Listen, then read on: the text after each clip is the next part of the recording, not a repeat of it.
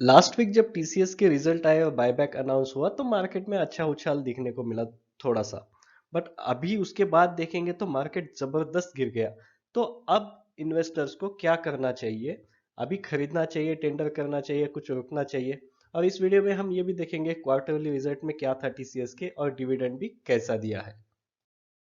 नमस्ते दोस्तों, स्वागत है आपका ज्ञानवेद चैनल पे। ये वीडियो हमने सिर्फ शैक्षिक उद्देश्य के लिए बनाया, इसको कोई भी सिफारिश आप ना समझिए।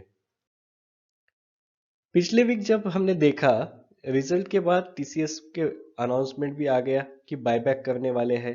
अब बायबैक में होने क्या वाला है? बायबैक मतलब क्या? तो कंपनी मार्केट से एक ओपन ऑफर देके अपने ही शेयर्स खरीद रही है। कितने शेयर्स खरीदने का प्लान है? 4 करोड़ शेयर्स। और 4,500 उसकी प्राइस भी उन्होंने तय की है। 18,000 करोड़ रुपए की लागत उन्होंने यहाँ पे डिसाइड की है। देखेंगे पिछले एक महीने में टीसीएस के साथ क्या हुआ। ये आपके सामने एक चार्ट आ गया है उसका एक महीने का। 11 जनवरी और 12 जनवरी का अगर चार्ट देखें तो 3860 के आसपास उसका क्लोजिंग हुआ था। उसके बाद रिजल्ट आए और बायबैक अनाउंस हुआ। तो उसके बाद आप देख सकते हैं लगातार 3 दिन अच्छा उछाल हुआ। उसके बाद धीरे धीरे धीरे प्राइस कम होते गया। फिर 20 जनवरी उसकी ड्यू डेट थी। 21 जनवरी को वो 3833 पे क्लोज हो गया। आज तो उसने 3750 के नीचे ही लुढ़क गया। मगर मार्केट में जो टीसीएस की छवि है और Q3 के स्टैंडअलोन रिजल्ट पे अगर हम देखेंगे तो क्या देखने में आता है कि कंपनी का रेवेन्यू अच्छा खासा बढ़ गया है, अदर इनकम की भी बढ़ोतरी है। उसके बाद प्रॉफिट मार्जिन भी अच्छा खासा मेंटेन किया है। उसके बाद जब हम कंसोलिडेटेड रिजल्ट की बात करते हैं, उसमें क्या होता है कि टीसीएस की इंडिया के अलावा उसकी बाकी सब्सिडरीज होती है। बाकी देशों में भी जो टीसीएस की सब्सिडरीज काम करती है उन सब सा अगर मिला के देखें तो वहां पे भी हमें ये देखने को मिला कि रेवेन्यू बढ़ गया, उनका ऑपरेटिंग मार्जिन अच्छा खासा है और प्रॉफिट भी बढ़ रहा है। तो मतलब एक अच्छा माहौल दिख रहा है टीसीएस के बारे में।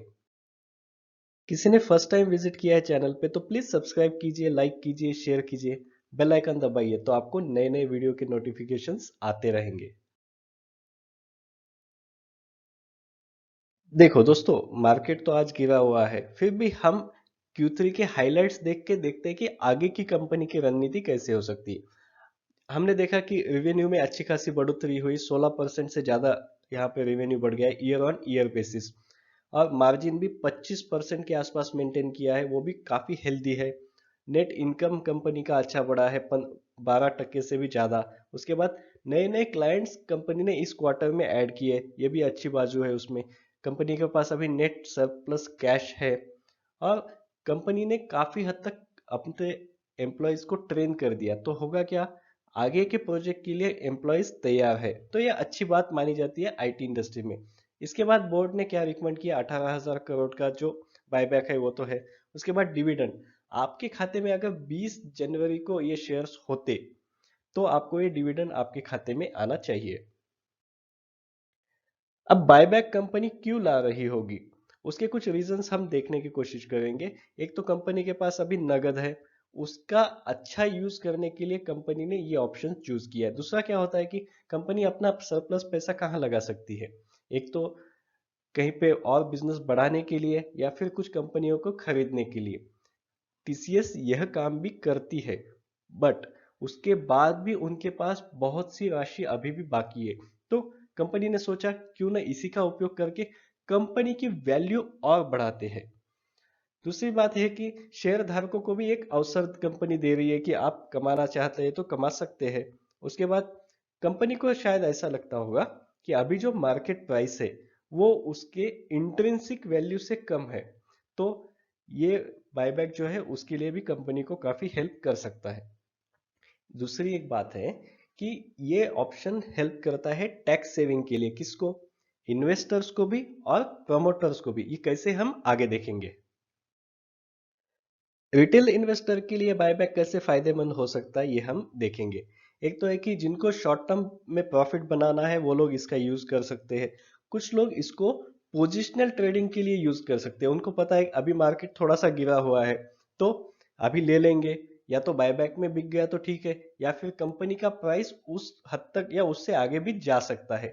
उसके बाद जो भी आप बायबैक में शेयर देते हैं वो एक्सेप्ट अगर हो गए तो इस ड्यूरेशन में उस पर कोई भी कैपिटल गेन कैलकुलेट नहीं होगा। अगर कैपिटल गेन ही नहीं होगा तो कैपिटल गेन टैक्स भी नहीं होगा, तो ये बचत है। कुछ लोग ऐसा सोच सकते हैं कि अभी हो गया, टीसीएस की अभी ग्रोथ ज्यादा होनी नहीं है, उनका अब लक्ष्य अचीव हो गया, तो वो लोग भी बायबैक में शेयर दे सकते हैं। दूसरी बात होती है कि रिटेल इन्वेस्टर मतलब कौन।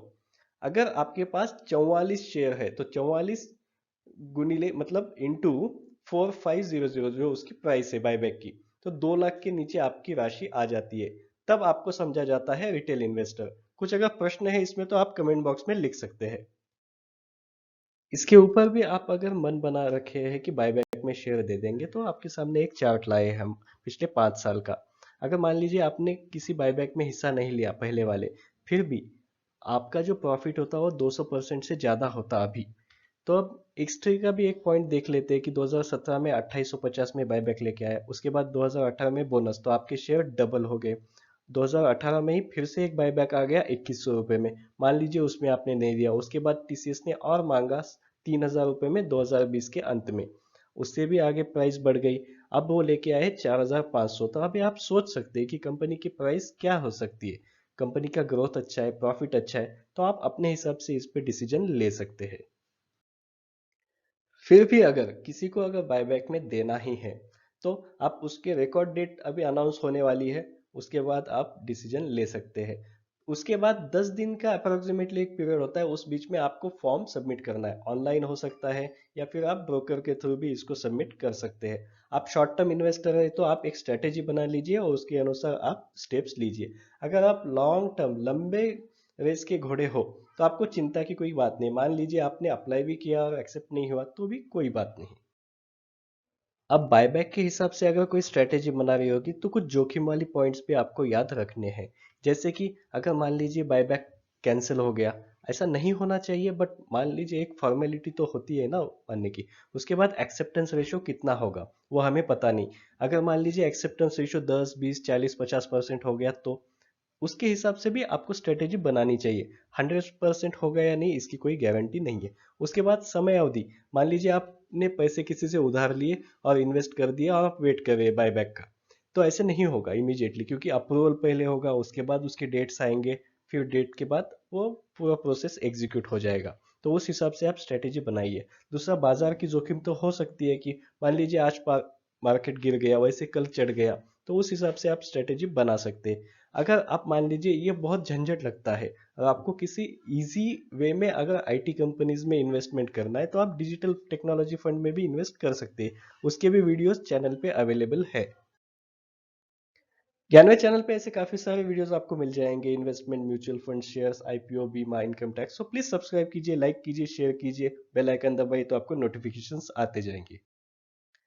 आपके मन में कोई शंका है, कोई प्रश्न है या किसी चीज का लिए वीडियो चाहते हैं तो प्लीज कमेंट बॉक्स में लिखिए। हम जरूर कोशिश करेंगे आपके लिए नए नए वीडियो लेके आने के लिए। तब तक के लिए happy investing, thanks for watching, धन्यवाद।